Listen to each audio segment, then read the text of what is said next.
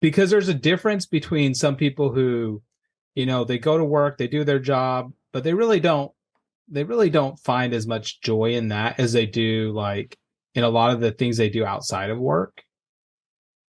But then there's also the person who knows that they were meant for more, or just feels like, hey, there's something more I want to be doing, who are feeling stuck.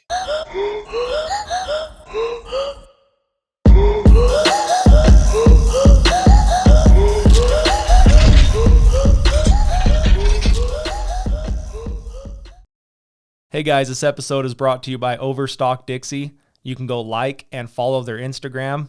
There's new items that pop up on there every day, multiple times a day. Anything from furniture to tools, electronics, pretty much anything you're looking for. Hey guys, welcome back to the Derick Legg podcast. We're back in the vault today. This is episode 124. This is going to be a fun episode. When we're doing these kind of virtual episodes, it's a little different for me. I'm used to having someone sit across from me at a table and doing a conversation. So it's kind of getting me out of my comfort zone a little bit to do the virtual stuff through Zoom. And we're actually going to dive more into being uncomfortable and what that can do for you. So our guest today is a returning guest. This is Verle, Judd. What's going on, man? Not much, man. Just living life, loving it. Yeah, so we were talking a little bit about some stuff that you're putting together. And so we're going to kind of explore that and then really talk about how you got there, being self-aware enough to the pivot you're making right now. And just kind of expound on all of it. So just give me a little recap, because you've been on here before. Just give me a little recap of what's going on. And, and I guess we'll just kind of push it from there. Sure. So I'm an executive coach, and I coach entrepreneurs and people who are following their dreams, essentially. I got life coach certified about 3 years ago. And it was funny, we were just talking about how I feel like that's probably the least of my qualifications. But we can go into that later. Yeah. Not a big deal. I'm an optometrist by trade. So I became an eye doctor about 3 years ago. And I'm a part of a large practice that I bought into and just working hard there. So, about 6 months ago, I had a pretty big life altering event happen in my life. I cut into my leg with a chainsaw. Pretty gruesome, and spent many months off my foot using one of those wheelie scooters. And I was just going through all of the emotions you can imagine, right? Anger with God, lack of hope, depressed, you name it. I went through it. Elated with excitement when I was able to start actually walking again.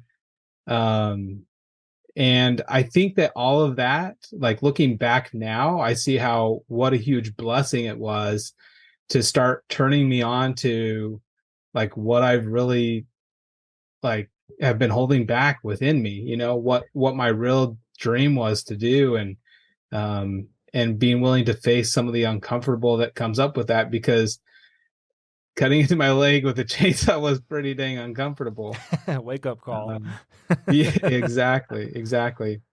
It kind of turned out that, the last several weeks, I've really dove into that like heavily.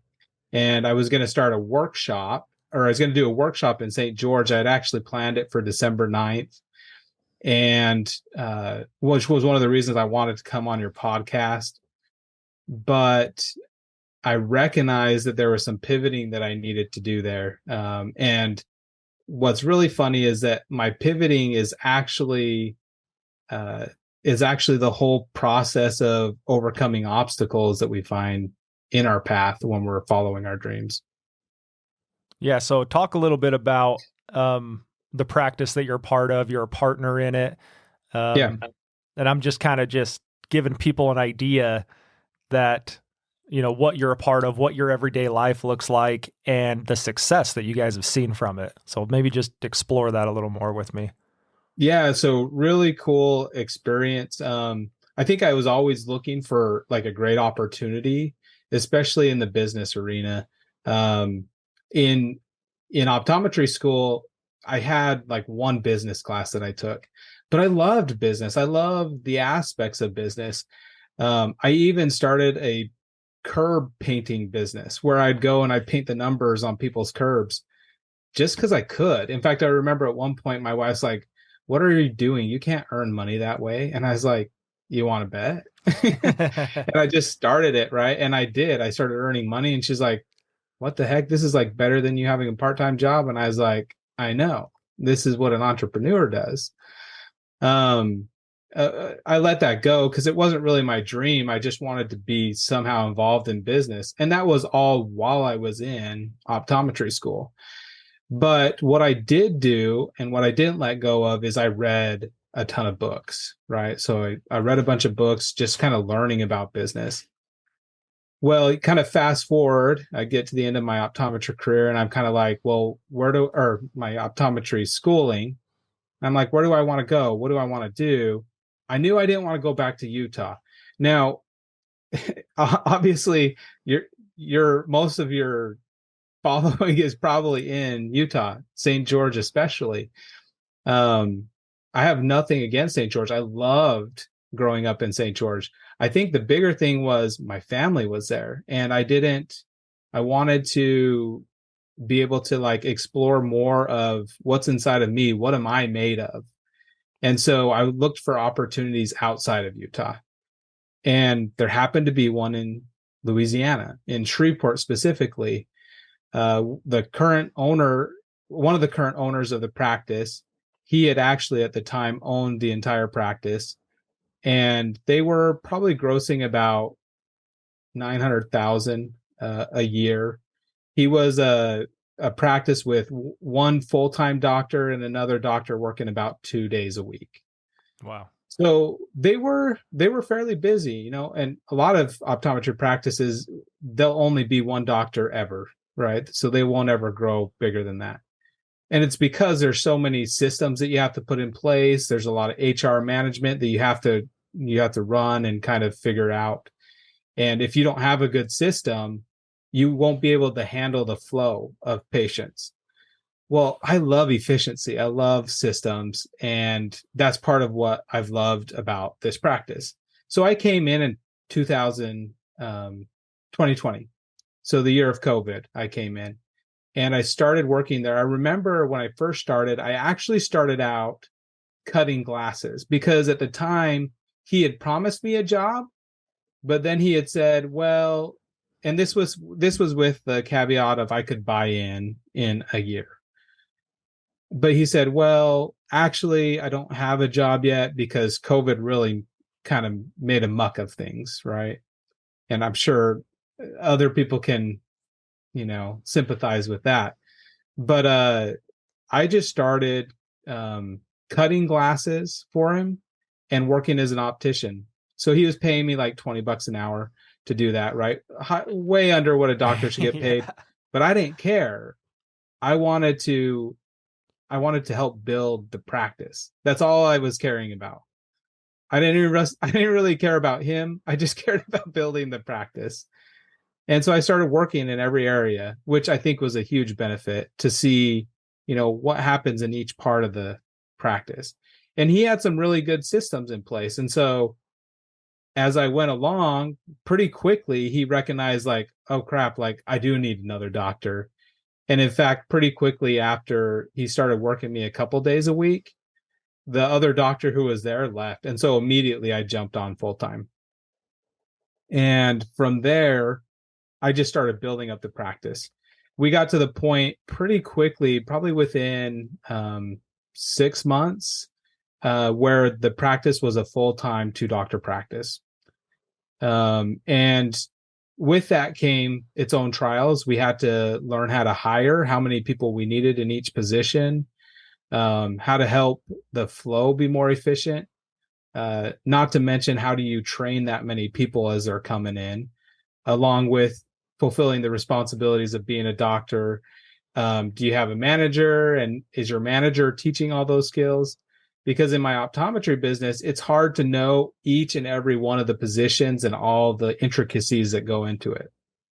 And our manager honestly didn't know all of those things either. He didn't know all the technician roles, right? Like he didn't know how to take all the photos and stuff like that. So a lot of that was kind of left up to the doctors to kind of do to train our staff.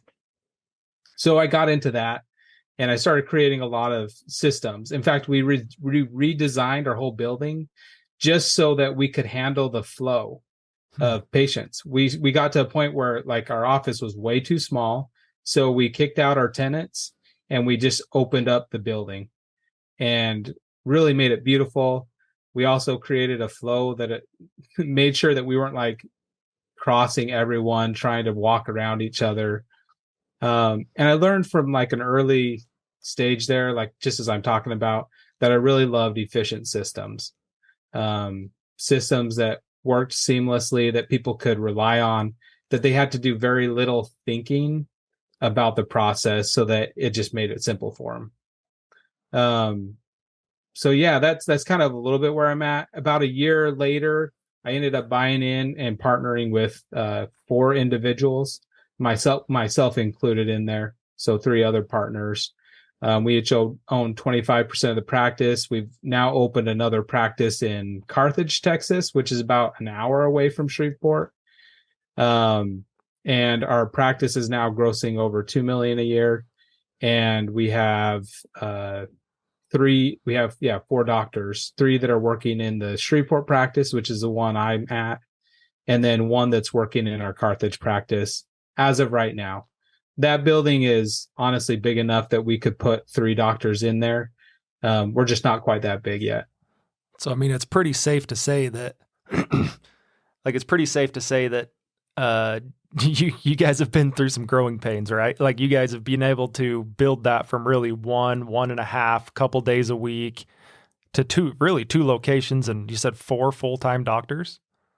Yeah. Yeah. Yeah. So It's some growing pains because sometimes you're hiring those people before you fully need them. And so then right. So you're also taking some risk.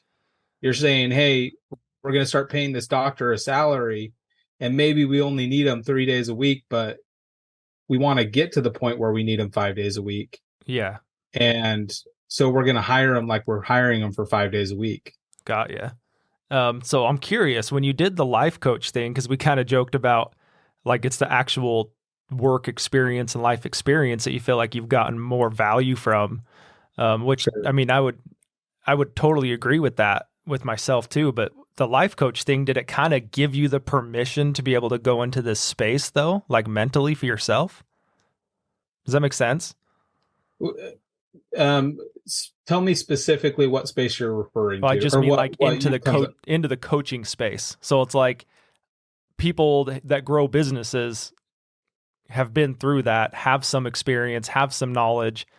But I'm wondering if you going and getting certified, did that kind of give you the permission for yourself that, okay, now I can actually go executive coach people? Does that make sense? I think that in the beginning, when I first started, I remember because I'd hired my own life coach first, and she had helped me in amazing ways. She'd helped me look at myself in different ways and be able to give myself a lot of space for love for myself, but also to actually find some results. And that was really around the area of weight loss at the time. But I think I believed that I needed the certification in order to actually coach people, or that maybe people would be like, you're not legit until you have that certification. But as I had actually signed up for the course, I was in the process of helping coach some people already. I was practicing. And as I started practicing, I started realizing, I mean, the certification will be nice and I'm going to make the most out of the schooling, but it's not going to be the reason I sign clients. Right. Because the only thing clients really care about is, number one, do they have a need? And number two, can I help them in that need?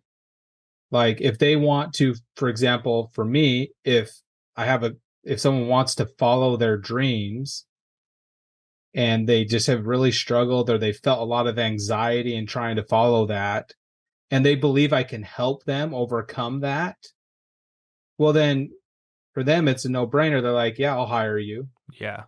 because I need that help. I recognize that I've held myself back a lot because of the anxiety or the fear or whatever it is, or the uncomfortable, and I think this is the most important one. Am I being righteous or not when I'm following this dream? Because I'm experiencing this uncomfortable, and I thought I was supposed to feel the spirit when I'm following my dreams. Got you. Well, so let's kind of dive into this workshop that you're kind of putting together. And then I want to talk about, because I think it's ironic that you're your executive coach, you're in HR in your company, you're all the relationships that you put around, or all the relationships you're around, and coaching all those people. And a lot of it, correct me if I'm wrong, but in my mind, like a lot of coaching is um, almost teaching people how to be self-aware is part of it. Maybe not most of it, but part of it.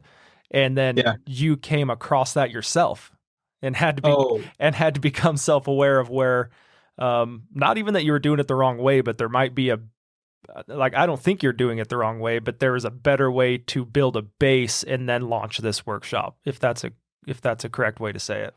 yeah. Yeah. No, completely the right way of saying it. So tell And me, it's not like I haven't ever had things like this come up before. yeah, It was just like it was so interesting, right? Because I had really clarified for myself, hey, I really want to be helping people who are following their dreams. Let me start thinking about this podcast that I want to do that's called The Uncomfortable Dream podcast, right? Like, so I recognize that there was an uncomfortable feel to it, right? So I decided a couple weeks earlier, um, as I was interviewing some top level business owners, I was interviewing a gentleman, Kyle Christensen is his name, and he's written a really cool book that's called, like, I want to say it's principle based investing. Anyways, as I was talking to him, he was talking about 401ks and Roth IRAs, and he's a financial planner. As I was talking to him about it, he said, majority of people that I talk to, like 90% of the people that come and get financial advice from me, whenever I ask them on a scale of 1 to 10, how well they understand their 401ks and Roth IRAs, they always say a 1. And he's like, this is a problem. He's like, essentially what they are doing is gambling with their money. And I was like, wait, what? Like, what is he saying? Because as he was saying, I was like, I feel the truth of what he's saying here, but let me listen to him a little bit more. And he started talking about the term and the definition of investment.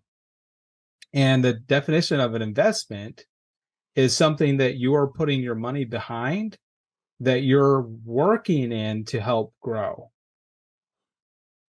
And I was just like, whoa. I mean, I'm pretty lucky that I was smart enough to say, let's buy into this optometry practice, right? Because that was essentially my investment, and it is into something that I am helping grow. right. But I said to him, I was like, you know what? I have no clue what my Roth IRA is doing. Yeah. So it was a good wake up call. But turning that back to the workshop, I was so lit up by what he was talking about that I was like, hey, I know I need a partner with you on this. And I know we need to get this word out more. And so that's when I started putting the workshop together. And the workshop was going to be me and him talking about investing and how you invest in yourself, your own ideas, um, your own place, your own building, your own business, right? Or whatever it is, something that you're involved in and that you're helping grow. which I think makes a lot of sense. I remember my dad even saying one time, like, put your money where you're working, right? Because that's where you have the most control. Like you can control how much you work and how much you don't work in it. So I think from there, I started saying to myself, I have things that I want to share with people about following their dreams, especially for entrepreneurs, because I think that entrepreneurs are some of the biggest dreamers. And then if you bring in the aspect of investing and how do you combine those, I think it could be really powerful. Um, with an and for me, it's always been with an emphasis in the atonement of Jesus Christ, because I believe that that's the key element that like a lot of other life coaches miss out on. They're not utilizing that principle. One, they maybe it's just the clients that they're working with. Maybe they don't have a faith in Christ. Maybe they're too scared to bring that up. But I was like, hey, whatever. That's the kind of people I want to work with. I want to work with people who want to build a better relationship with Christ and utilize that to their advantage to leverage towards their dreams. And that's when I kind of put together the workshop. In the process of putting together the workshop, I put out an ad on Facebook for it. Okay. And immediately I had some really uncomfortable feelings come up. And I was like checking like every couple of minutes, hey, how many clicks is it getting? Is anyone signing up? Blah, blah, blah. It went on for about 3 days. I was just going kind of nuts looking at it, kind of living in a fear of, what's going to happen here. Is it not going to work out? And I realized, I just kind of took a step back. One day my wife's like, you need to stop checking it. You're getting obsessed. Exactly. And I was like, I know you're right.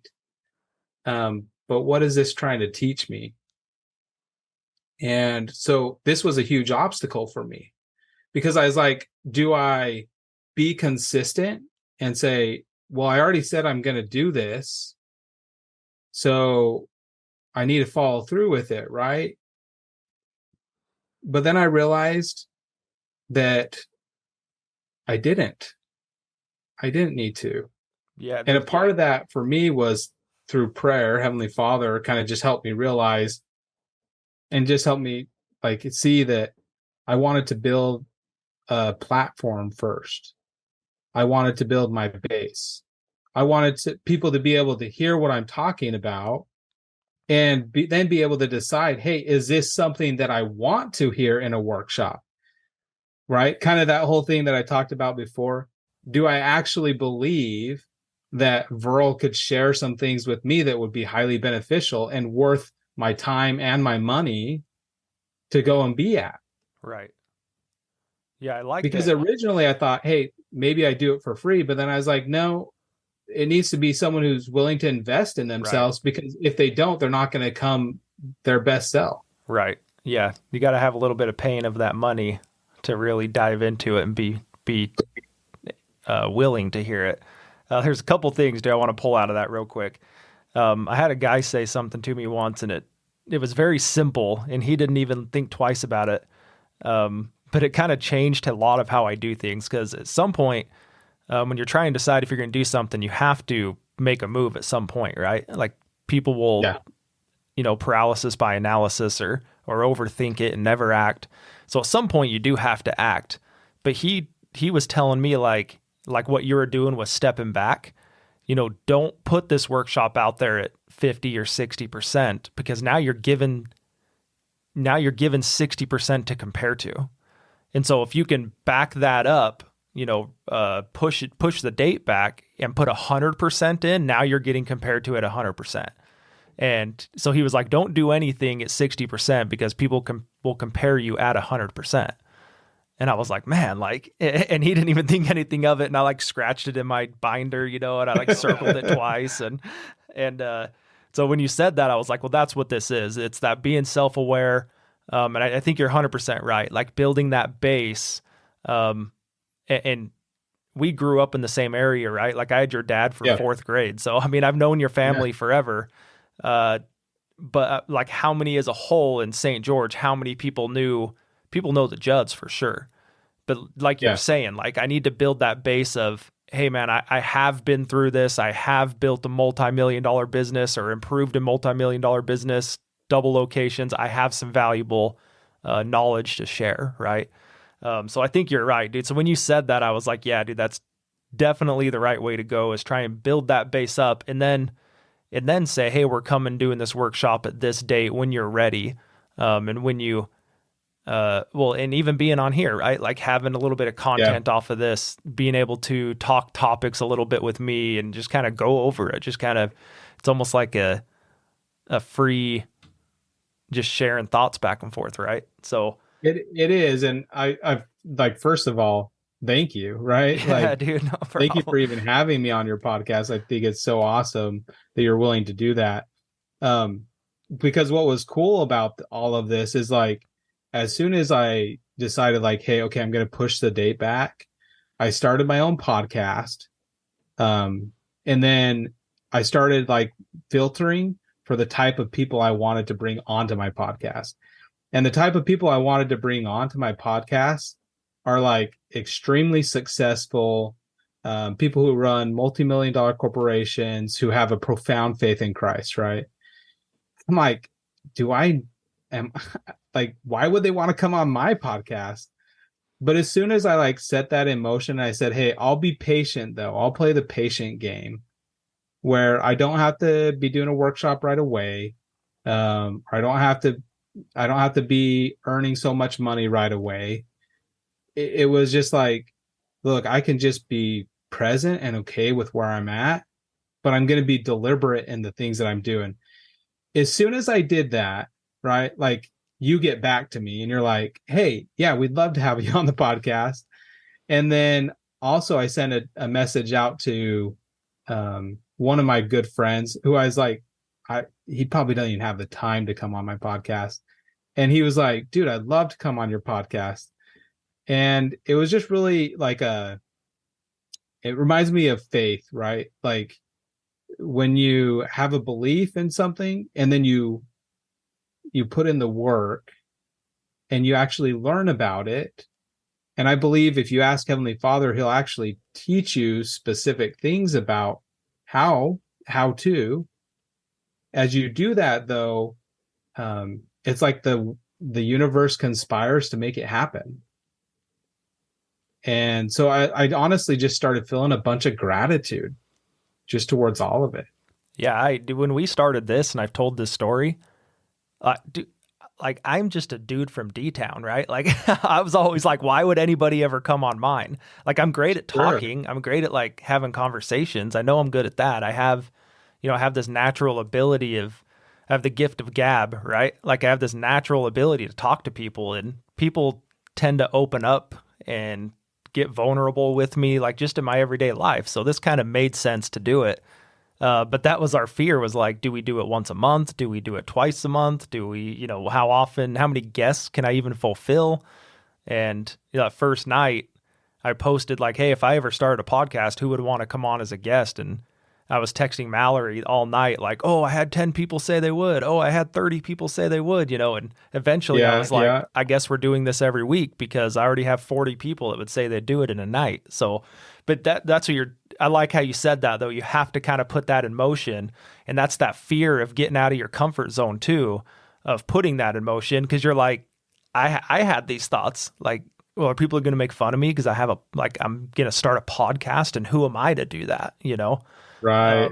So it's like this, but once you start doing it and we've proved it, Blue Form has proved it now a dozen times with other podcasts, you're proving it. If you put it out there and put that idea out there, people will come to it. Yeah. I think it's the interesting thing about all of it though, that I've learned, because I mean, I can hear the naysayer who's like, but what if you fell, right? And really what they're asking is, what if I fell, right? What if I fell in working towards my dream? Well, I can tell you this much. In the process of doing what I've been doing, I've started waking up about 3 hours earlier than normal. And I don't set an alarm clock. Like this is just because I feel so much purpose and meaning. Right. I go to bed earlier, like I'm not watching a bunch of shows. I don't watch YouTube videos anymore. Like I'm not scrolling social media. So I'm not putting a bunch of crap into my life. I'm I'm getting up in the morning and I write. I write for hours Hmm. and I get all the inspiration out on paper. And then once I'm done, I feel empty. But that emptiness like then allows me to consume the scriptures, which then inspire me even further. And so what I would say to the naysayer who's like, but what if you fail? I'm like, I can't. I've already won. There you go, dude. Like I'm loving life. I'm living it. I'm experiencing all of it. I come across these obstacles that scare me to death and then just help me to conquer some of the fears that I have inside of my soul to where I overcome them. And all of a sudden it's just like, wow, I'm capable of doing amazing things and I have purpose and meaning in life. Yeah, So I can't fail. I've already won. dude, I call that you're living intentionally. Like you have a purpose. So Yeah, an alarm clock doesn't wake you up. Like your life and your dreams are waking you up, and you're ready to go and you're exactly. pumped and you're not slamming energy drinks. You're just ready to roll, right? But Yeah, it's that like euphoria of, it's like the runner's high or the whatever you want to put to that, right? It's like yeah, yeah, it's you're just high functioning at that point once you're living intentionally. And that can be anything, I think. It can be, for your kids, for your business, for your wife, for your whatever, like name it. But now you have that extra tick that kind of gets you up in the morning, that gets you going. And then I like how you're saying you're already structuring out your whole morning. Dude, I yeah, loved what you said too, that you get on and I had never thought about it like that. You get on and write and whatever that writing is, but then you're like emptying the cup, emptying yeah. the cup. And then after that, now you're ready to take in even more information and more knowledge and more. I like that, dude. I've never thought about it like that before. One of the really cool things I've been learning is so, and I can't take, it's like I don't feel like I can take any credit for any of the thoughts I have. It's like all other stuff that's been put out there, right? But there's this really cool organizational psychologist. His name's Benjamin Hardy, right? And he has this podcast that he talks about doing. I want to say he says three things, but I really can only remember two of them. And that's number one, going to bed on time, not procrastinating sleep. And the second is getting up in the morning, jumping up out of bed, like not laying there and snuggling or hitting your snooze button or whatever, but like jumping out of bed and starting to produce, not consuming, right? And he talks about the value of this. But what I've learned is that it goes even beyond some of the things that he's talking about. Because when you get up in the morning and you start producing, your mind is telling yourself, I have something to give in the world. So what you're actually doing is creating meaning and purpose in your life. Like it's not just, hey, God has purpose and meaning for me. No, it's I create that meaning and purpose. Now, God will help me in the process because I'm showing faith. I'm exercising faith by my works. Like I'm putting in the work. But I've got to do something, right? And so when I jump out of bed in the morning, it's like my brain is just telling my body, I have meaning and purpose, and I need to get to work. And then once I'm all empty, then I can fill it with meaningful things, the scriptures, inspirational stuff. And it doesn't have to be the scriptures either, right? It can be other books, powerful books that make you think in new ways. But the idea is that you don't consume first thing in the morning, because what most people do is they'll get on their phone, scroll social media and watch YouTube videos or whatever, and they'll feed their mind crap and meaningless things. So now when they go to work, they start having this false idea that the stuff they're doing at work is meaningless. Now, I'm not really being harsh on that person because that person's me. That was me. That's what I was Common. doing. Yeah.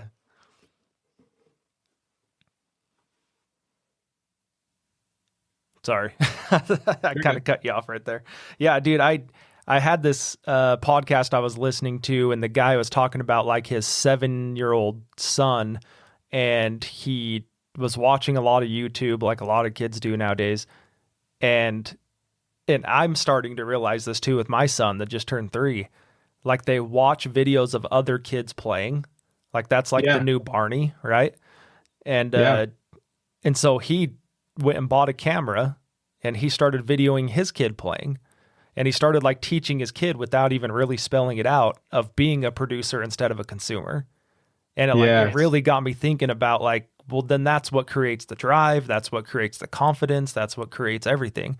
Like I've had friends on here where like their kids will see them on the podcast on YouTube or whatever later after, and they'll be like, my dad was on YouTube. And it's like such a cool thing to them. Right. Yeah. And it's like breaking that mold of, like you're saying, like get up in the morning, read emails, look at social media, whatever it is, and Yes. get productive. Yeah. So, dude, I think And that's a huge key.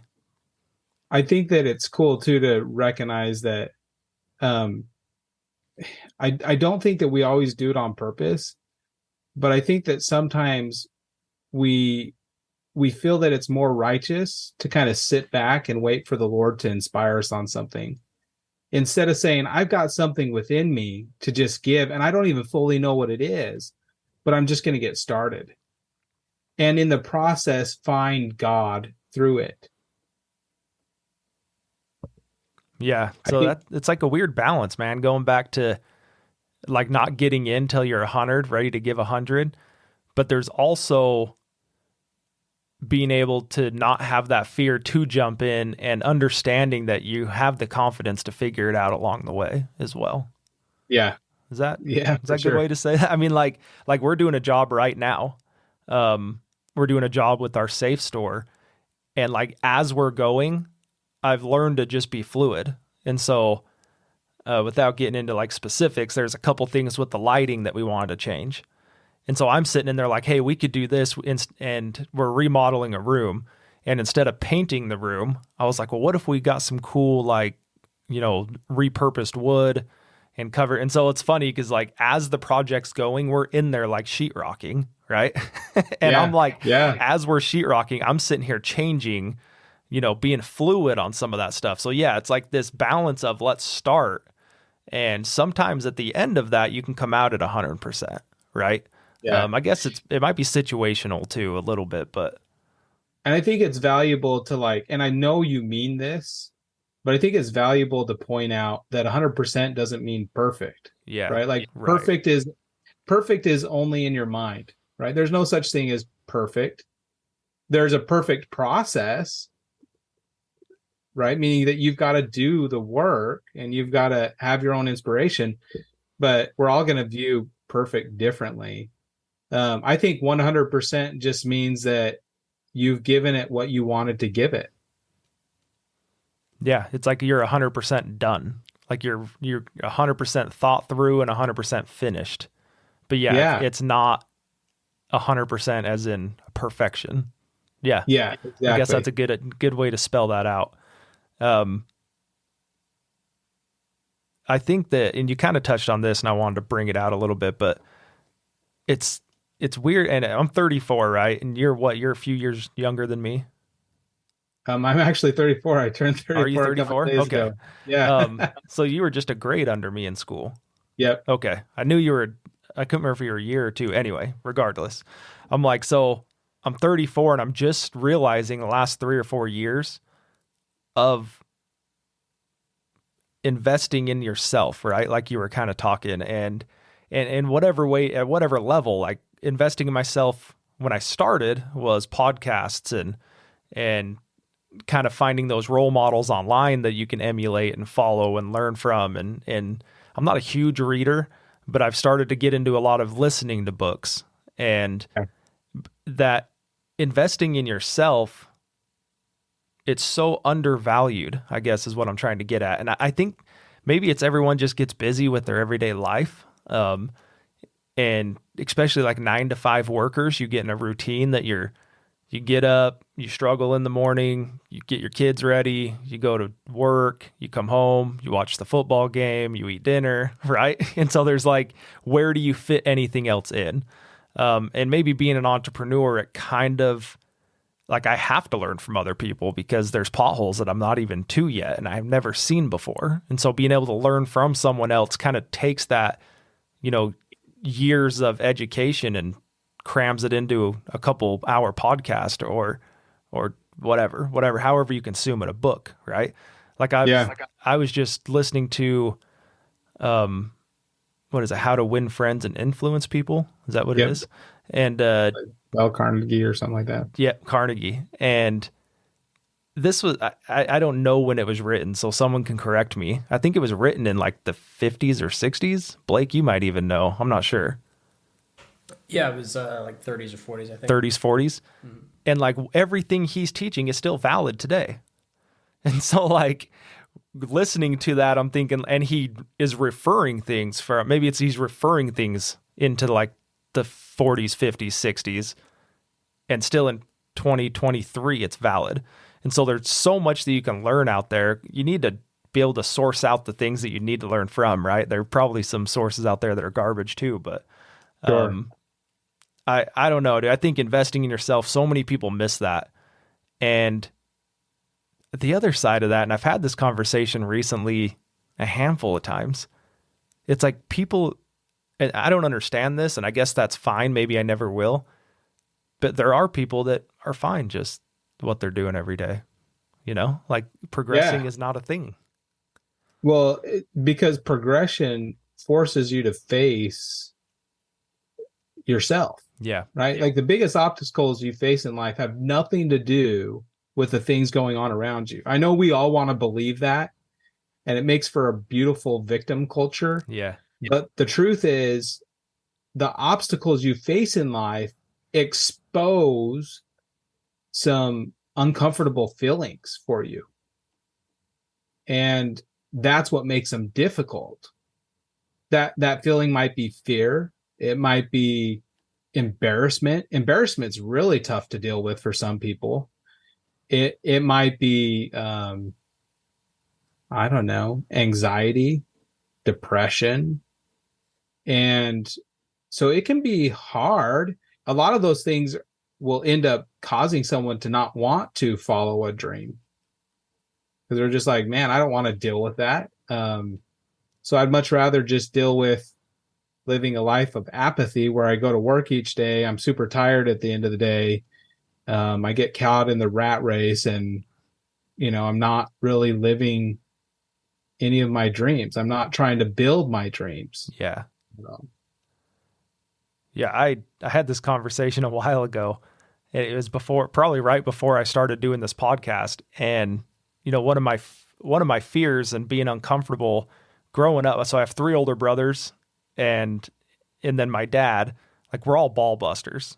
And so like, if you do something wrong, we'll never let you forget it. Right. And so like, that's how my family kind of works. And my mom hates it, but that's like how our relationships all work together. And me, like being the youngest of 4 boys, I have a little sister, but being the youngest of the 4 boys, like I would just get dogpiled on. Right.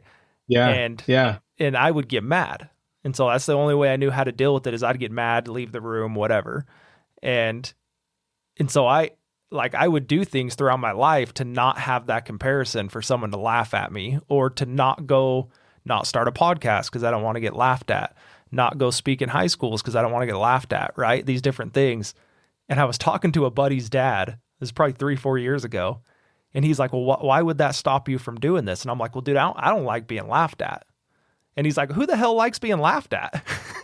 And I thought like, dude, this is the reason that's held me back all these years. Right.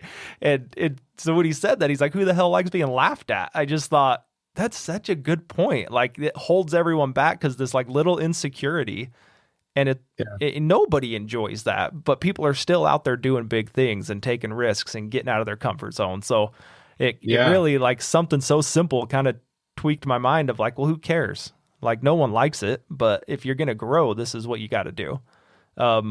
dude, so I want to kind of push into your podcast now. I'd love to talk about your podcast. Sure. Why you named it what you named it, what the purpose is. And we've kind of scratched the surface a few times jumping around, but yeah, dude, tell me, and maybe let's start with the fear behind it. What was the fear behind it? What did you have to overcome? And even like for me, part of the fear was, I don't know how to do all of this, like all the cameras, all the microphones, all the headphones. I don't even know how to run Zoom. So like without without Blueform checked 90% of my boxes that I was uncomfortable with. So maybe talk about how you're working through all of those things. Yeah. So first of all, I probably had the thought to start a podcast about 2 years ago. And I just I would tell my wife, and then I was like, I'm not going to do it. Like, I'd have the thought again, and I was like, no, so I'd put it off for a while. And I really never had I really want to start a podcast, right? I've not had that, really just let's jump into this. Right.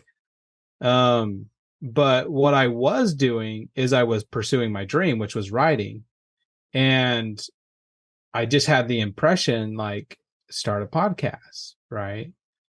And in the process of starting that, I had to face the obstacle that came up. So at first, what happened was I was like, okay, I'm going to start the podcast because I feel this impression. I'm just going to follow it. Right. You might call that intuition. You might call that the spirit giving you guidance. Right. Whatever you call it, doesn't really matter. Are you following it? Right. So I followed it. And I decided, hey, let's start creating this podcast. Well, immediately, all the thoughts and feelings came up. In fact, for a full day, I was just feeling so out of sorts, so out of my comfort zone. And my wife and I were having a conversation about this because she was feeling it too, right? She's just like, what are we doing? Why are you doing this? Just feeling way out of sorts. And we had a conversation about is this the Lord trying to tell us not to do this? And this has come up a few times when we've started going for some big things, like some big dreams. Is the Lord just trying to tell us not to do this? But what I've learned has been so powerful, and it's given me such peace in the process. And that is, we will always have uncomfortable things come up when we start living into our dreams. And so immediately I was like, this obstacle has given me the path. And that's when I decided this is going to be the Uncomfortable Dream podcast, because I want to talk about these things that come up because they're real. And I think that believing that something is righteous or not can be the number one thing that holds you back. Now, I'm not saying that there isn't righteousness, there aren't righteous things to do. There is, and there are things that are just downright evil. But when you're following your dream and you feel inspiration that comes from God, He's not a confusing God. He's not going to give you this inspiration and then all of a sudden wham, no. Right? But what will happen is that feelings from your past, things that have happened, for example, for you, your brothers would jump on you and it'd make you really angry. Those things are going to come up. And the idea is that in the process, you get to build some character and you get to learn how to overcome those obstacles. I have found that turning to Jesus Christ and repenting is a powerful way of doing that. And I think it's cool to really point out that the word repentance actually means to return to God. It's not I've got to go through all these, years of retribution or probation or whatever people think it is. It's not some dreadful thing. It just means I'm returning to God in that process. And so as I turned to Christ in this specifically, I once again was able to ground myself in peace and continue moving. And it was cool because, like I said, that obstacle actually became the very framework for my podcast. Yeah, I've talked to some people. I talk to a lot of people. I notice I say that a lot on the podcast. I'm like, I talk to someone. It's like, yeah, Just some people. I talk to a lot of people every day, guys. So Sure. um, and like kind of going back to people that are just comfortable. Like if you're comfortable, then I can guarantee you're not growing, right? And so I like the Uncomfortable Dream podcast because it really like you get uncomfortable to be able to make your dreams. And Sure. you know, so what are your dreams, right? Or I just got done talking about this in one of the high school entrepreneurship classes that I spoke in, and I was telling them like you guys need to start understanding what sacrifice is, and it's just another word for being uncomfortable, right? Like you need to get uncomfortable if you're going to want to make these dreams that you are writing on your piece of paper or putting in your mind of these dreams you want to have, you know, make 7 figures, have a big house, white picket house, mom, sports car, whatever that is. Like those things don't just come. Like at some point you're going to have to get uncomfortable at different levels to be able to achieve these things, right? So whatever that dream is, and I guess when I'm saying dream, I'm talking like you don't just cruise through life and accomplish your dreams. Like I don't believe that's true. Like you don't just cruise through life and that's the dream that you had always wanted, right? So the dream is just like this big, almost unobtainable thing. And so if that's what your dream is, at no point are you going to be like ultra comfortable on your way to that, right? And so sure. If you're living a cush comfortable life, and dude, if you don't want to be pushing forward and trying to be better and trying to overcome things, like more power to you, man. Like that, you're probably listening to the wrong podcast though. So, right. So like Completely if you're being uncomfortable is part of the journey, and people need to start becoming more used to the idea and not even looking at it as a negative thing, right? Like there's a lot of high achievers out there that will put, things uncomfortable in their path intentionally to grow, right? Like on the last podcast, I talked about the diet I'm on. I've never really cared about like fitness or being thin or six pack, or I can count on one hand probably how many times I've been to the gym in my life. And so like that's never been a priority for me, but it sure makes me uncomfortable being on a diet the last month. And so it's like, it's a mental growth as much as it's nice that I'm cutting weight. And so being able to, and it also ties back to confidence, I think, like being uncomfortable and being able to achieve those things that make you uncomfortable naturally builds that confidence. And I think at some level you have to have confidence to be able to achieve anything. It can help. It can help in the way we frame it for people too, though. Okay. So like when we talk about like the Uncomfortable Dream podcast, or when we talk about being uncomfortable, you and I get that, right? Because we're in the thick of it, right? We're like, I'm going towards those dreams. I see that uncomfortable. I know what it feels like. Like you're basically used to it at this point, right? You're used to feeling the uncomfortable. Don't get me wrong. I don't remember what comfort feels like at times still, but you're feeling it. What I found, really just looking at it from another view that I hadn't looked at before, is that the real truth is that the dream is not the all be, right? It's the pursuit of the dream. Like, because the pursuit of the dream means that you're going to start making purpose and meaning in your life. You're going to start creating that purpose and meaning. What we really want is we really want to feel like our lives have meaning and purpose. Our dreams are just awesome because they're there to help us say, there's something that I can start creating. But really what we want is we want to have purpose and meaning. So what I would say to people who are like, oh, uncomfortable, I'd say, how would it feel to feel meaning and purpose in your life? Hmm. How would that feel to be able to create that on your own without anyone else's help? Be able to create that on your own every day. Yeah, I don't know, man. I've got a couple buddies that I always refer to on here as like they live the simple life, they're happy. And that's what, like, I struggle with that to the point of, well, don't you want to do more? And they're just like, no, man, like I go on my hikes, I sit with my kids and and I'm like, I can understand that they're happy and that's the life that they want to live. Like, I totally understand that, man, but I guess it's just not my life. And so it's hard to draw parallels to it. Well, and I think that to their defense too, right? There's an extent of, hey, I find a lot of purpose and meaning in going on my hikes. Yeah. Yeah. And being with my kids, right?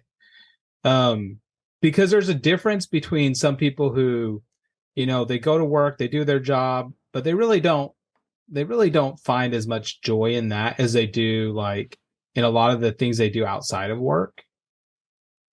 But then there's also the person who knows that they were meant for more, or just feels like, hey, there's something more I want to be doing, who are feeling stuck.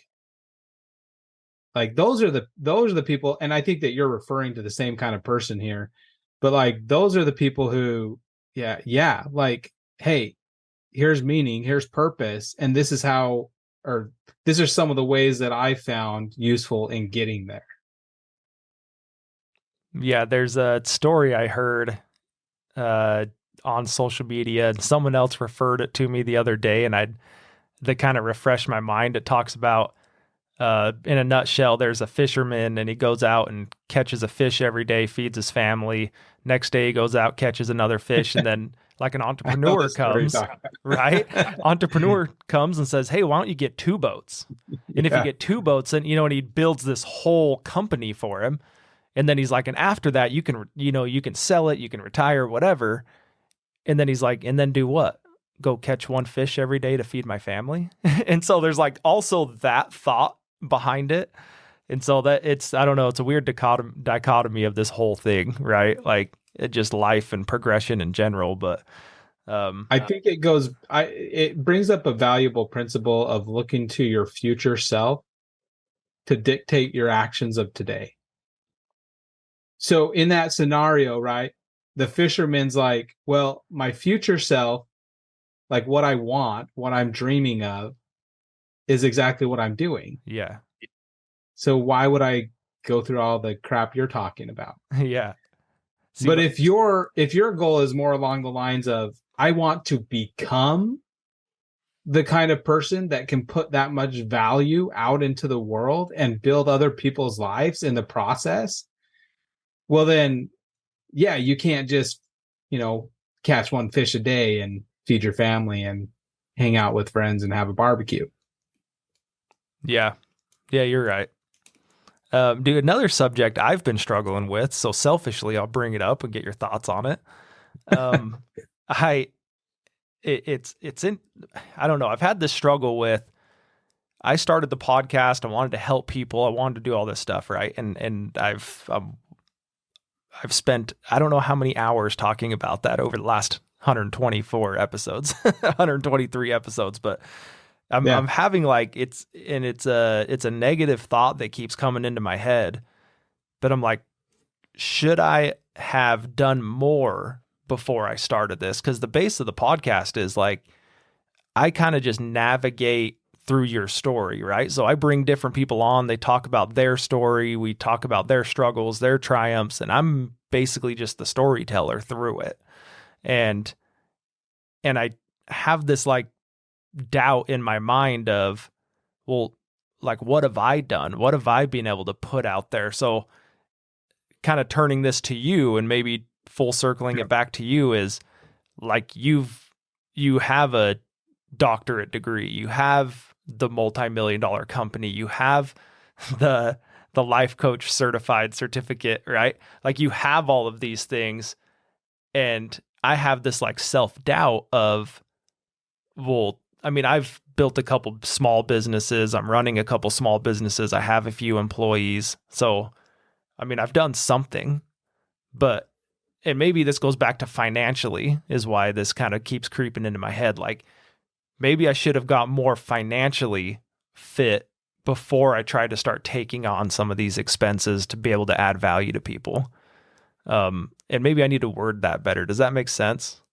And so I guess what I'm trying to say is, like, do you think that a lot of the value that I think you bring is you've been through all of this stuff. You've grown the business. You work in the HR. You've been through schooling. And does that make sense? Maybe I'm just kind of talking circles now. Well, so I go into my coaching brain right away. I'm like, okay. So my first thing is like, I've got to ask you some questions Sure. on just clarifying what you're referring to. Yep. Like when you say, I have some negative thoughts. Yeah. That I should have done more before I started this. When you say I should have done more, are you specifically talking about like I should have been more successful before I started this? Yeah, successful. And I think an emphasis on financially more successful. I mean, like, this is an expense for me, right? Like, me and Blake and Mallory have talked quite a bit about this. I mean, it costs me money to do this. Like, I'm not making money to do the podcast. And so some of those months where I have a lot more expenses going out of, like, say, my retail business, which is mainly what my expenses are right now, like trying to float some of that retail business through the slow summer, and then everything kind of gets tight, and I have the expense of the podcast or the expense of employees or the expense of whatever. I get this like self-doubt of, one, like, who am I? I kind of go back to that, like, who am I to have this podcast that people would come on and listen to me? But even like, should I have built more financially, more experience? I have the relationships. I mean, I'm 124 episodes in, so the relationships are there, I think, to get the guests and have people come on and talk. But like, I feel like, should I have done more before I started this? So this is where it gets really uncomfortable, Sure. right? It's like proving the whole point, right? So you remember when I first said that the problem people have is completely from within, it has nothing to do with their circumstances, right? Right. So if that is the case in what you're referring to here, that means that there's a belief coming up that likely is related to something that happened in your past or someone who told you something in your past about your ability to be successful, or maybe even something you saw to where you thought or believed that you needed to have some level of success before you could start sharing yourself with others or something like that. Yeah, and dude, I don't know where it came from either. I mean, I'm 100+ episodes in, and then I started having these thoughts. And so, like, I bet you do. And so I'm like telling myself, like, well, you've already gotten past that. Like, you've already grown past that. You've already proved that you can do this 100 episodes in. But so this is where it gets really hard, because you do know where it is. You do know where it's at, and you do know when it happened. But you have to slow down for a second to see it.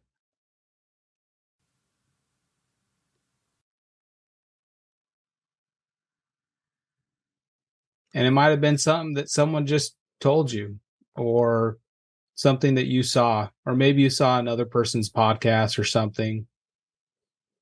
yeah, I mean, it's just like, I'm aware that it's like an insecurity that I have. I just, like, I don't know where. Because again, I'm like, okay, well, I have this insecurity there, but why would I have this insecurity if I'm already down the road? So I don't know. So It's just so do this. Try this Sure. first. Take a couple deep breaths, just 3 deep breaths, and just be present with the insecurity you're feeling right now.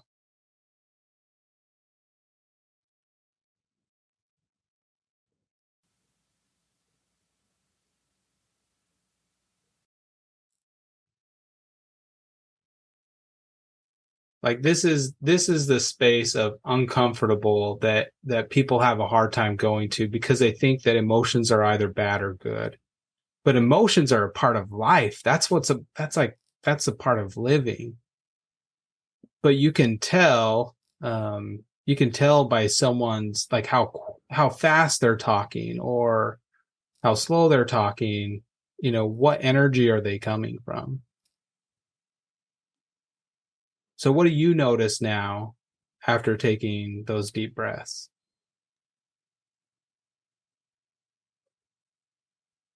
I'm really not sure. I think this year's been tight financially, and so I think that's kind of where it's coming from. And so then I get thinking, but the podcast has never been like, I've never thought of it as being a source of income one day. Like the goal is to have it pay for itself, right? Like one day Sure, yeah. having sponsors or whatever, social media, whatever it is, to at least pay for the production costs and whatnot. And maybe I think that I should be there by now and I'm not. Maybe that's where it comes from. What would happen if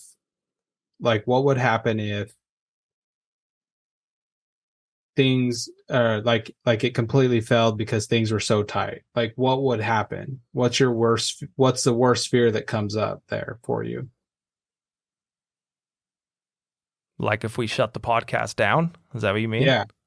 Yeah, what's the worst fear there? Oh man, I don't know. It's kind of hard getting on here talking about like being successful, being all these things, right? Having multiple businesses, having all these, I mean, like yourself, like I've had people in here that like financially, I don't even feel like I can, like they're on a pedestal to me, right? And so, yeah, maybe if this thing shuts down because I can't financially move it float it anymore, that's the failure side of it. But what will that make you? Well, it'll make me a failure in my mind. Yeah. So right now, failure is the emotion you're experiencing, which is why when you're breathing right there, it didn't do anything because you thought it was insecurity, but really it's failure. Try it again now, though. Try taking 3 deep breaths now with that recognition of the fear of the failure.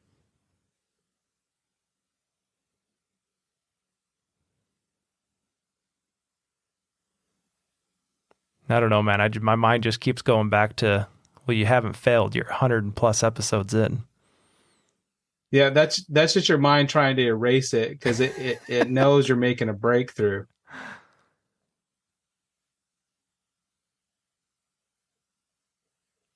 I don't know. I'm not sure what I'm supposed to be thinking. Now you're just like turning my mind upside down on the whole thing because I've spent so much energy contemplating on it. Yeah. So that's why I call it the uncomfortable dream. It's how do you address these uncomfortable emotions that come up for you? Yeah. But they're really they're just a metaphor for a part of your life that you're not living or that you're not doing, right? Your brain is really bringing up this feeling of failure because there's something else it wants to do. There's a shift that it feels like it needs to make, and it feels uncomfortable. And so instead of addressing that, it's going to bring up this feeling of failure so that we kind of stay where we're at.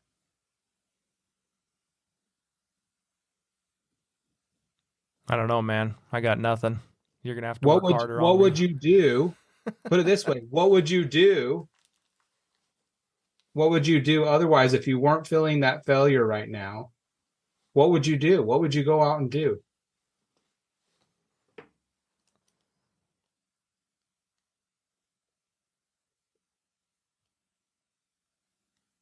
I don't know. I mean, I'm pretty productive all day. So I really don't know. I mean, what would you, better yet, what would you have to change? If I wasn't doing this anymore, is that what you mean? No, what would you change if you weren't feeling the failure right now?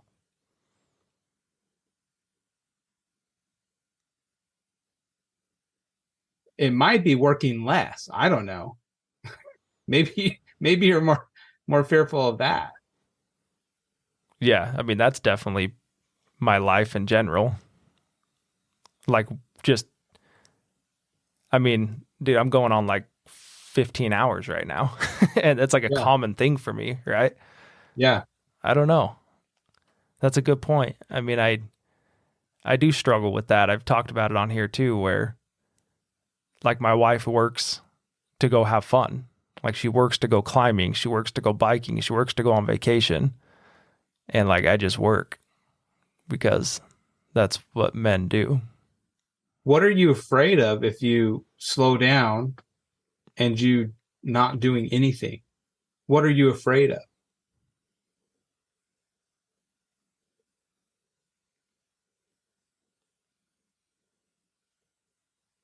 I don't know, man. I have a lot of financial like I have a lot of money going out every day. And so like I work as much as I do to be able to afford everything that we have. Is that what you're asking? Like I'm just asking what you're afraid of would happen if you just slowed down for a second and just sat there and did nothing. Like what would happen? Like what scares you about that?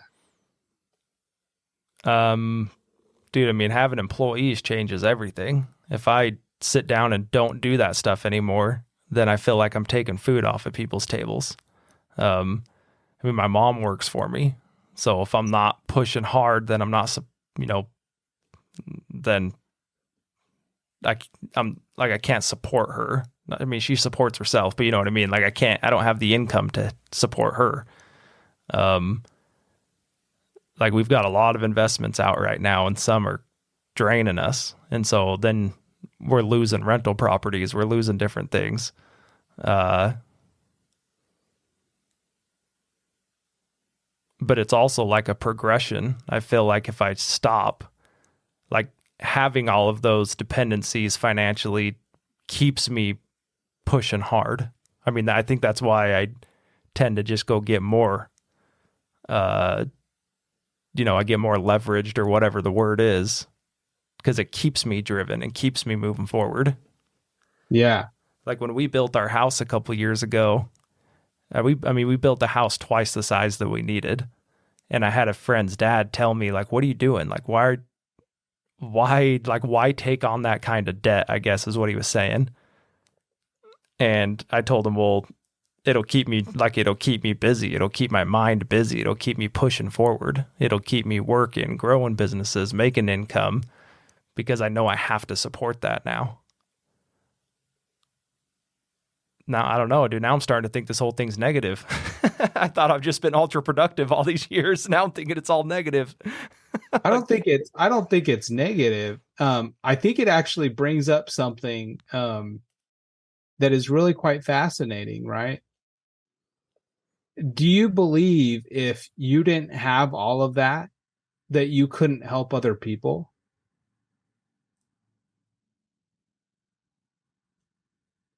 Yeah. I mean, I think it validates me more. Yeah. So ultimately what we fear, like you think about the podcast, like what would happen if I couldn't do the podcast, right? Then I wouldn't be able to help people. Yeah. That's your obstacle. But it's also your path. Right. Like now you can start finding a way to say, I mean, it probably looks something like this, like, because I love helping people, right? And because it really embodies a lot of what I do, I spend these countless hours doing these things.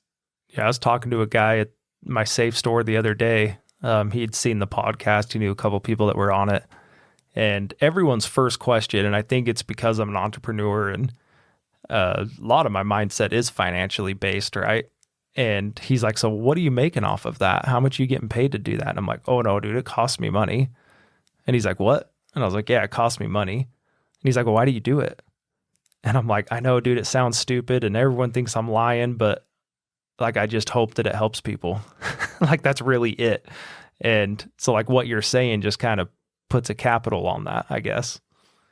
But, Yeah. and that's like the fear of what I've built already behind the podcast. But like I think having a podcast validates me.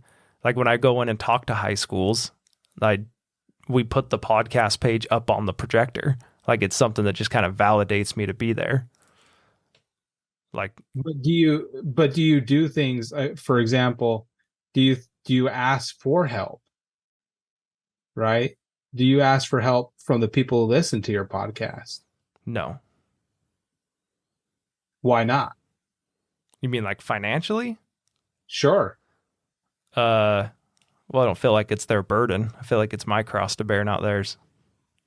But are you helping other people? I hope so. So why can you not ask for help? I get what you're saying.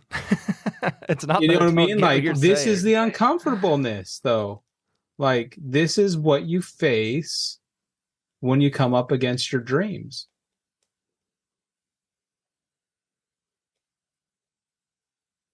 What would it take for me to be able to ask for help? Yeah.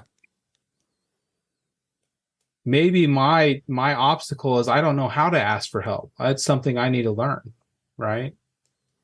Yeah, and something like this, and going back to financially, I mean, like I grew up, parents' bank accounts in the red a lot of the time, loading up credit cards. Like we had big Christmases.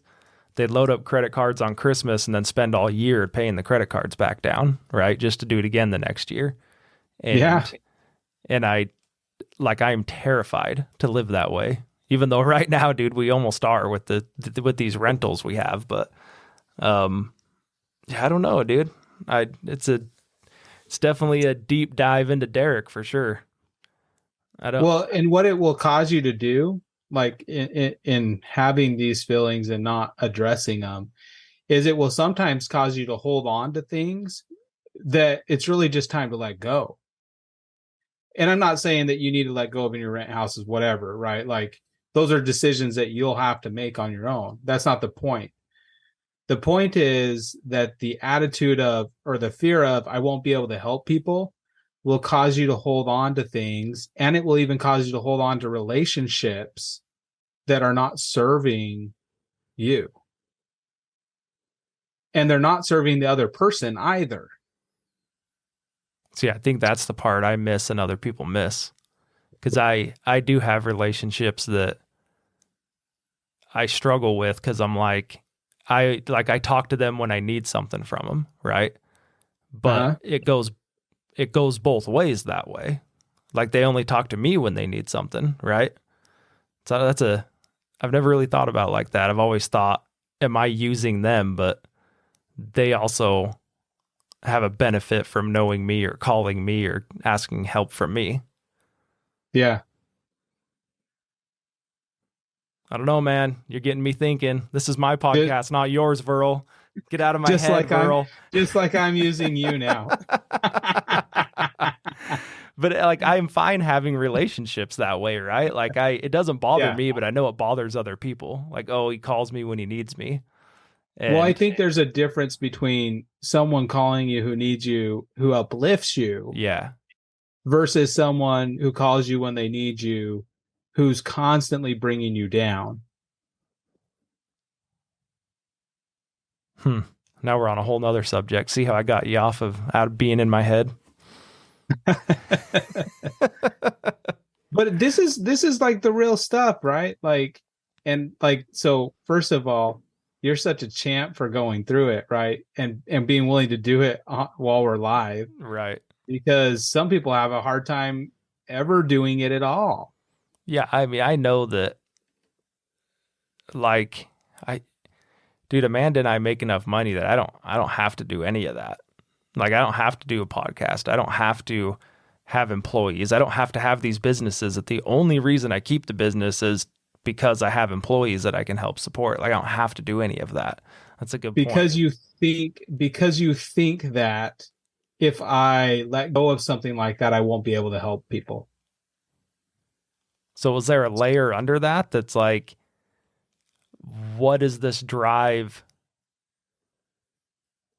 And is it good or bad? Like, is it good or bad of what that drive is behind needing, and what do I get from it to help people? I don't know, dude. I'm just exploring this now. I think so stay that, with me. honestly, I think you're thinking, this may sound bad, but I think you're thinking too much of yourself in the process. Like, in other words, you're thinking that people think about you a lot more than they really do. It's kind of it's kind of funny, right? Like you think people are really needing your help a lot more than they do. And the truth is, like, they could give a flip about your life. They've got so many of their own problems going on and issues that, like, what you do honestly isn't going to be much of a factor in their life at all. Yeah, that does sound rude. No, I'm just kidding. No, dude, these are all thoughts I've never really explored before. Like, I know that a lot of the stuff I do is because I enjoyed, I mean, I selfishly get a rise from helping people as well, right? So like I get something from that. And again, like if I don't have that as a need for myself, I'm always nervous of changing who I am for a reason. Like I talked about on the last episode where, like, I'm doing the diet. Does the diet give me less energy to do what I'm doing? I'm pretty much off energy drinks. So is that going to screw me up for as many hours as I work? I'm trying to get off these antidepressants that I'm on for, like, I take them for pain. I'm trying to get off of those. Well, is that going to change how productive I can be? Like, I'm always trying to be self-aware of, like, what am I going to change and how does it affect me, positive or negative? And I mean, typically I still do it, but I try to be aware of what's going to happen if I do make that change. I think all of those things you just mentioned there all come back to one thing. And that's, if I get off the antidepressants, if I continue on this diet, will I be able to help the people I'm helping? So what you're saying is I should just stop helping people. That's what I'm hearing. You got it. Sorry, guys. Verle said I can't anymore. No, because I mean, I definitely get joy and purpose from that as well. So like I definitely see a huge positive behind that. I've just never connected all those dots before. Well, sometimes maybe it's just saying things, like taking things into real consideration, saying, hey, I love my retail business or whatever, but maybe it's time to give that one up. Like, maybe it's time to let someone else take over. Yeah. Well, and buy it out or something, right? I mean, I'm not saying do that. No, I'm not giving any advice here. No advice. I've been doing that. I've been kind of searching on freeing up some of my day and some of my time, and it's mainly pointed towards spending more time with my wife and my kid. And so one of our businesses, like one of our contract post office routes, last Saturday was my last day. I've done it for 16 years, and I just gave it up because, like, one, I was out there every day, and I've only kept it so I can employ someone and help them. And after all these years I've spent this whole year training people, trying to take it and trying to get them, hire them to do the labor.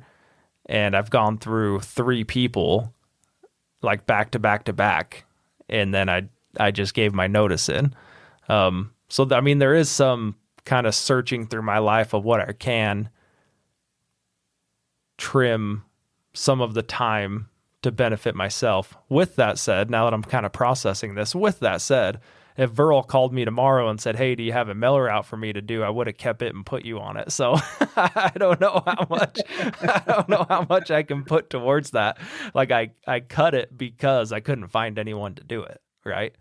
Well, because no longer was it going to help anyone. Right. Yeah. At least that's what you're thinking. So like that's how you can justify I'm getting rid of it. Yeah.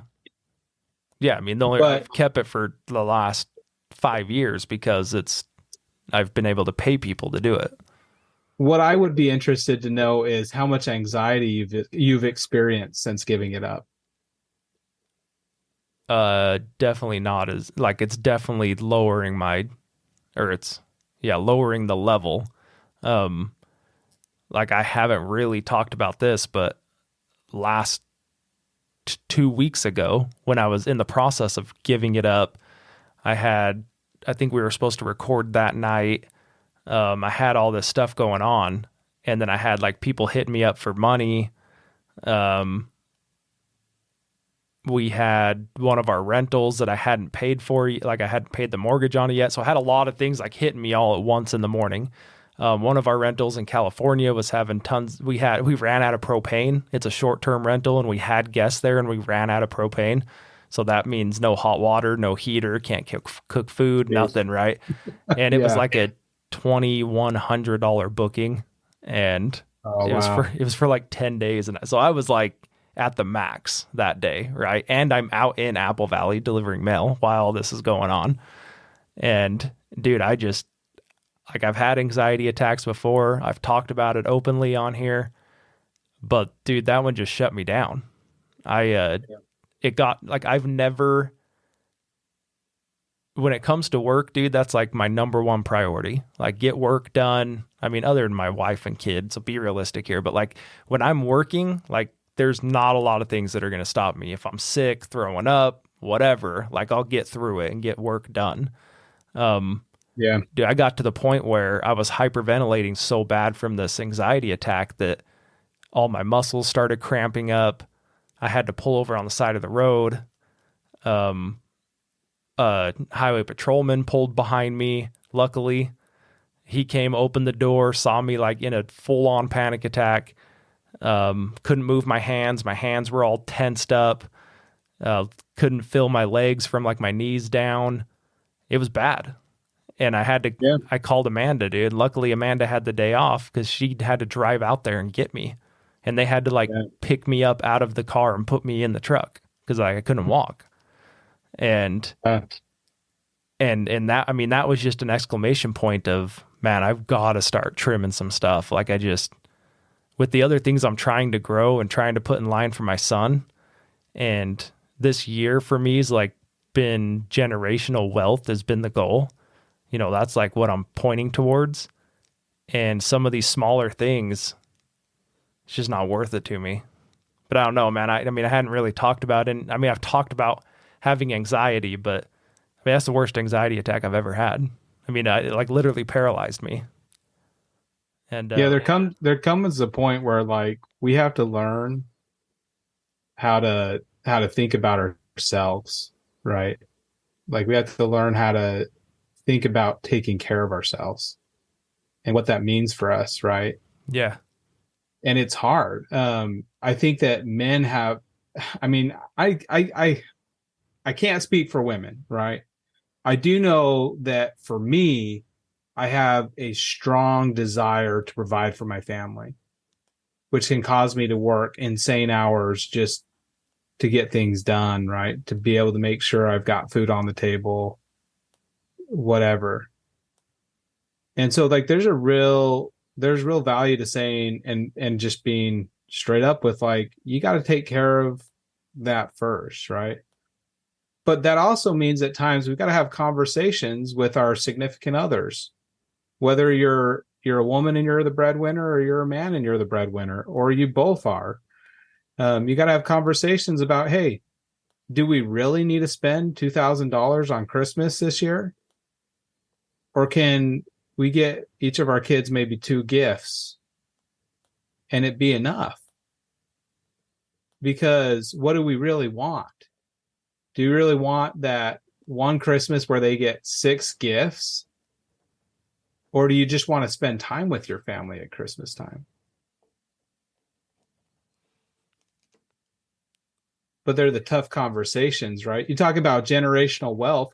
what is the greatest wealth that you have? Is it your money? Is it your assets? Or is it your wisdom and your growth? How do you instill that in your children without spending time with them? Yeah. Yeah, I saw a quote a couple days ago, and it said, when you're it said it was pointed towards a father, and it said, when you're teaching your son responsibility, I think is what it was talking about, but it can go to anything. When you're teaching your son responsibility, you're really teaching your son's son. And I don't know, going back to the generational part, that's kind of what it is for me. Like, well, first I have to obtain that, right? And so like, that's where my struggle is right now, is to have that knowledge, to have that wisdom, to have all those things. I still need to obtain those things, but that's what's been the drive this year, is what does that look like? I can show my kid how to work. I can show him work ethic. That's what my dad showed me. I can show him that, but what's the next step? I think it's the starting, right? We talked about like, where do you start? You just start. Yeah. Right. Where is I'm there? Where is there? In a state of mind, willing to do it, willing to talk to your son about how to progress in life, how to build himself, or your daughter, how to build herself, how to be good kids, how to work towards excellence, how to practice. You got to be able to start somewhere. I don't think you can ever get to a point where you're like, oh, now I'm here. Now I can teach them. Yeah. No, I mean, I understand what you're saying with that. That's just been like my push this year, is knowledge. I mean, he's still 3, so I still got some time. So, well, you're doing it though. Yeah. Like, the fact that you're reading more and listening to maybe Audible or whatever you're listening to, like, that's showing your son by example. That's the most powerful tool that he'll see. He'll see what a real man does. How a real man takes care of his family, right? Just by your actions. My favorite thing to do is read books. So I'll sit in the living room reading my book so all my kids can see that I'm reading.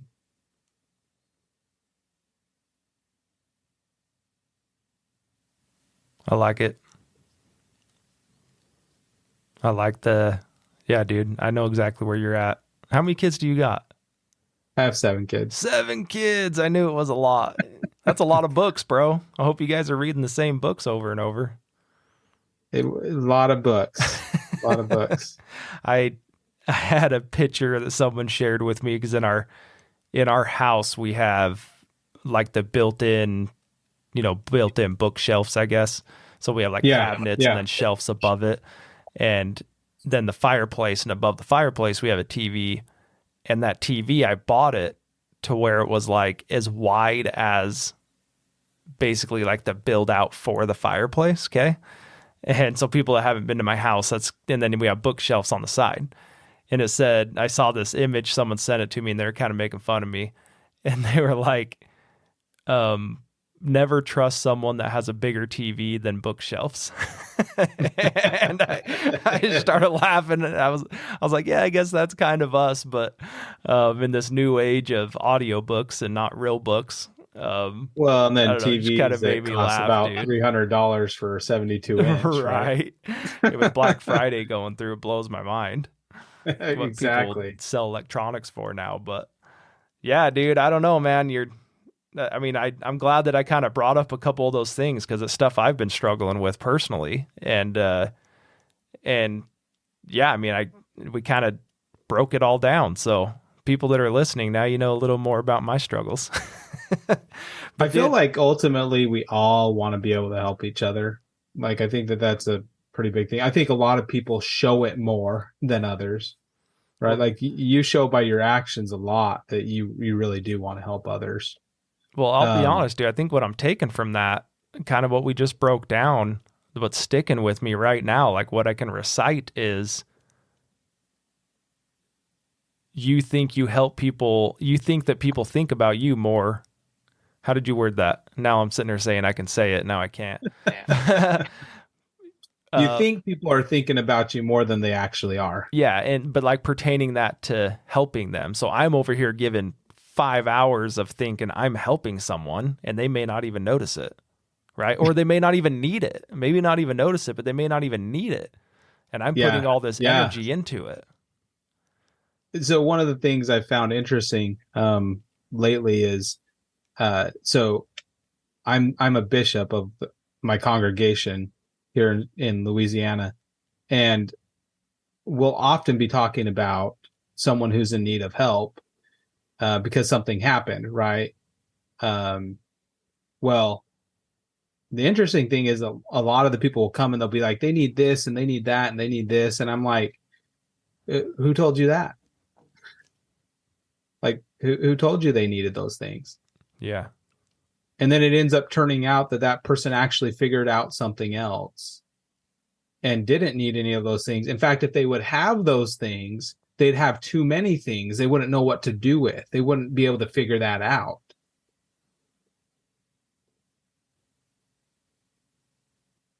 It just makes you rethink all of it. Like, what do people really need? And maybe I should just focus more on following some of the inspiration I receive. Like, for example, if my friend goes into the hospital and I feel inspired to go visit them, I should go visit them. But if I feel like I'd probably be intruding, then maybe I don't. Yeah, I think part of that, like what you made me do, is just sit and breathe and be present with it, right? And kind of see what works itself out of that. And so like you're saying, whether that's the universe, the Holy Spirit, God, whatever energy that you need to name it. Right. Then one, breath work, two, being present, pondering, yoga, right? Whatever that is, whatever that source of it is. Yeah. Be present, breathe, and break it down. Well, dude, I think we're kind of budging time right now, so I apologize. You're good, dude. But I think I mean, I've got a notepad here for people that can see. I don't know if you can see it on the video, but the entire page is covered and I have check marks on all of them. So unless there's anything else, dude, I think this is a great spot to kind of wrap it up, and we can retouch on, the workshop that you're going to be putting. People can stay, alert to what you're doing, what you're putting out on social media, and watch for that. You'd kind of mentioned a tentative date, maybe around March, if I can throw that out there. But just people that are interested, just stay in tune with that. And Verle, share it with us so we can put it out there too. For sure. Then our audience can see it as well. But do you have, so what social medias, how can people be around you? What's the way they can consume your content? So I'm not, like I talked about, I'm not the greatest with the social media. I do have a Facebook page. If someone wanted to contact me that way, I'd be more than willing to talk to them. And spell your name. Avenue. I'm much better with like emails and my website. So like if someone per se wanted to reach out and they wanted to have a consult with me, they wanted to maybe they were having some blocks in their life too, they were seeing, hey, what do I do and how if I could help them. Verle Judd coaching at gmail.com. It's just my name, coaching at gmail.com. Spell your first name. .com. And then at gmail.com is just my email. Yeah, spell your first name. Verle. Okay. Judd is my last name. All right, guys. That's my man, Verle. Dude, thanks for reaching out. Thanks for coming back on. It goes both ways, dude. Like you're saying, thanks for having me. And I'm like, thanks for coming on. In all reality, we still have to have 52 people a year to do the podcast. So, dude, I appreciate it. Thanks for your time, dude. Thanks for breaking me down a little bit. I mean, I still need to be kept in check. The last thing on here I didn't touch was do you have any books, dude, that you're just inspired right now to share? So I wish, and I'm throwing you on the spot. I didn't see. prep him for this. No, you're good. I have so many. So there's a couple. I'll name two. Okay. One is called Turning Pro. And man, the author's name is escaping right now, but Turning Pro is an awesome one. It talks about, what are some of the things you need to do to start being a professional in what you do, and how a professional acts. And then the second is Be Your Future Self by Benjamin Hardy. That one's awesome. Talks a lot about looking to your future self to guide your current actions, and how to reframe your past so that it actually is a benefit to you moving forward. Love it. Kind of back to that living intentionally part. So, yep, you got it. Love it, dude. Love everything you're doing. Obviously, anything in the future, reach out. I'd love to support it. And for sure, keep in touch on that workshop so we can keep our audience clued into that as well. And you're doing it in St. George, right? Yes, and definitely. The other guy, where's he located? He actually lives in San Antonio. Okay, so why St. George? That's a great question. I don't know if I can fully answer. Maybe I just wanted to go visit my family. There you go. I mean, that's fine. No, I dude. think that we'll I think a lot of the kind of people I want to work with are just people who have faith in Christ, who are trying to follow their dreams. And so I know a lot of people in St. George are doing that exact thing. So got you. So you kind of have the audience here already that we can, you can reach out and touch. So, all right, man. Appreciate it. Seriously, thanks. Thanks for reaching out. I encourage people to reach out. So when people do it, again, it kind of gives me that stamp that we're doing something here, right? That people see value into coming and talking. So, yeah. So episode 124, dude, it's all yours. Appreciate you. Guys, if you're still with us, I'm sure you are. This has been riveting. Hopefully you don't laugh at me too much for breaking down myself on my own podcast. You know how uncomfortable that makes me. So, yeah, guys, thanks for being here. Go like, share, subscribe, share Verle. He's going to do some more social media stuff, right? That's right. All right. So he's going to get on, start posting some more stuff. At least get on Instagram. Promise me you'll make an Instagram account. I have an Instagram account. I just need to post on it. So what we'll do is, I don't know if Blake already told you about this, but when we do posts, we'll tag you on it, and then you can collaborate with it, and it also posts it on your feed too. So, cool. So we'll basically That'll be super helpful. We'll do most of that posting for you. Kind of get you jump started. All right, guys. Thanks for being with us, and we'll see you guys next week.